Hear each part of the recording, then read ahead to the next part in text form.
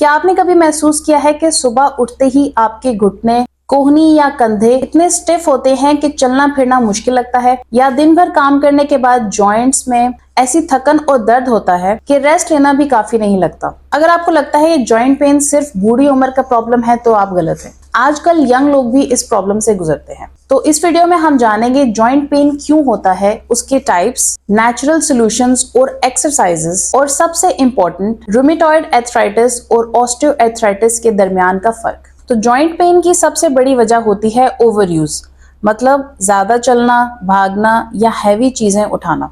दूसरी वजह है इंजरी, जैसे गिरना या मसल स्ट्रेन। तीसरा फैक्टर है इन्फ्लेमेशन, जो अक्सर आर्थराइटिस की वजह से होता है। Nutrition deficiency, specially vitamin D और कैल्शियम की कमी भी जॉइंट्स को कमजोर करती है।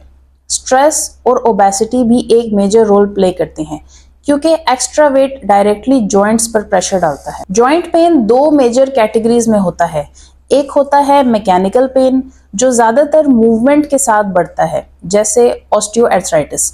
दूसरा होता है इन्फ्लेमेटरी पेन, जो रेस्ट के बावजूद भी होता है, जैसे रूमेटॉइड आर्थराइटिस।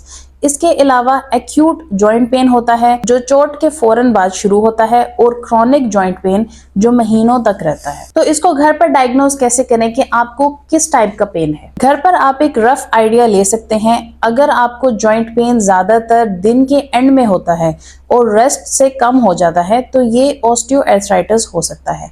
अगर दर्द सुबह उठते ही ज्यादा होता है और जॉइंट स्टिफ रहते हैं 1 घंटे तक, तो ये रूमेटॉइड आर्थराइटिस की निशानी हो सकती है।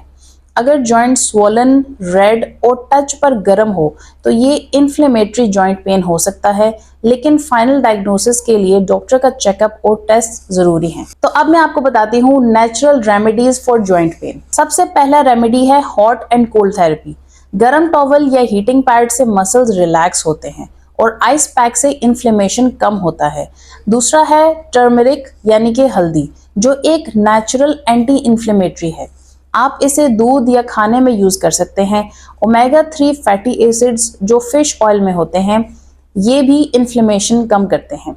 और हर्बल टीज जैसे जिंजर और ग्रीन टी भी हेल्पफुल हैं। अब बात करते हैं एक्सरसाइजेस की, जो आपके जॉइंट पेन को बहुत कम कर देंगे। लाइट मूवमेंट बहुत इंपॉर्टेंट है। सबसे पहली एक्सरसाइज है रेंज ऑफ मोशन मूवमेंट्स, जिसमें आप जॉइंट्स को आहिस्ता आहिस्ता पूरा घुमाते हैं।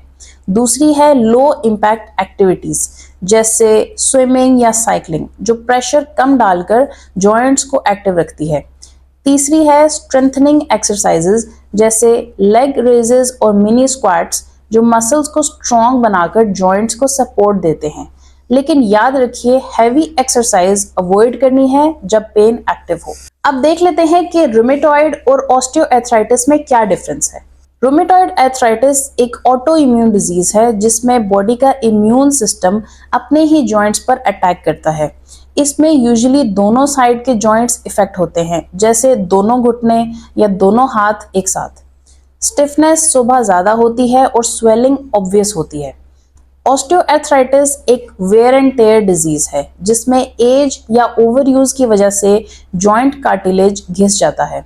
इसमें ज्यादातर एक साइड पहले इफेक्ट होती है और दर्द मूवमेंट के साथ ज्यादा होता है और रेस्ट से कम। तो जॉइंट पेन के वक्त आपको क्या चीजें और मूवमेंट्स अवॉइड करनी चाहिए। जॉइंट पेन के वक्त कुछ चीजें अवॉइड करना जरूरी है, जैसे कि हैवी लिफ्टिंग और हाई इम्पैक्ट एक्सरसाइजेज, जैसे जंपिंग या रनिंग प्रॉब्लम को बढ़ा देते हैं। प्रोसेस्ड फूड, फ्राइड फूड और ज्यादा शुगर इन्फ्लेमेशन को बढ़ाते हैं, इन्हें अवॉइड करें।